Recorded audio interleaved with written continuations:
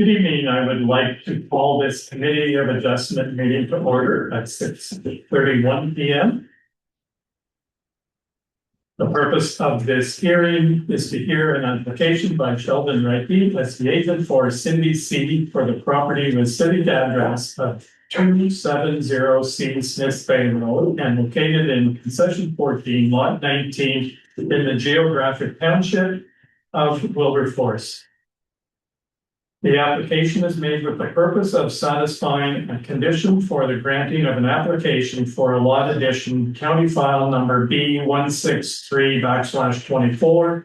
The variance application requests to permit a shed and lean-to in its existing location in the front yard and to reduce minimum side yard setback from 3 meters to 1.89 meters.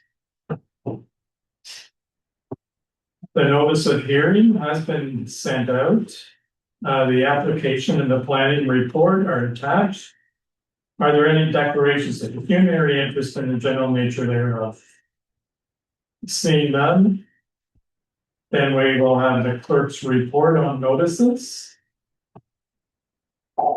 Thank you. Yes, I confirmed with the clerk earlier today. The county did the function of giving notice, but it was done in the requirements of the plan.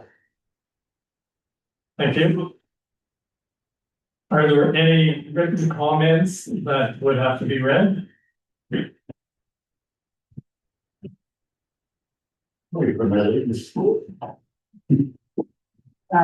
you. That's for you, Chair.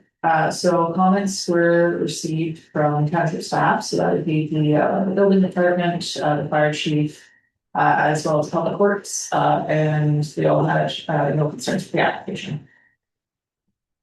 Thank you. Are there any comments from those in attendance?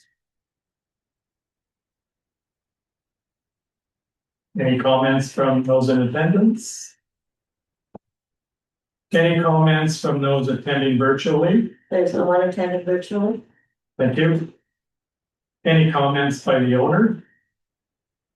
Not present.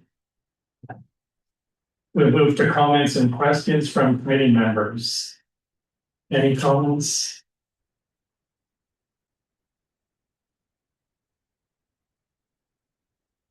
I'm seeing none. So the evaluation of application for a minor variance under section 45(1) of the Planning Act, minor variances are evaluated based on 4 tests set out in section 45(1) of the Planning Act. Is the variance minor? Is the general intent and purpose of the zoning bylaw maintained?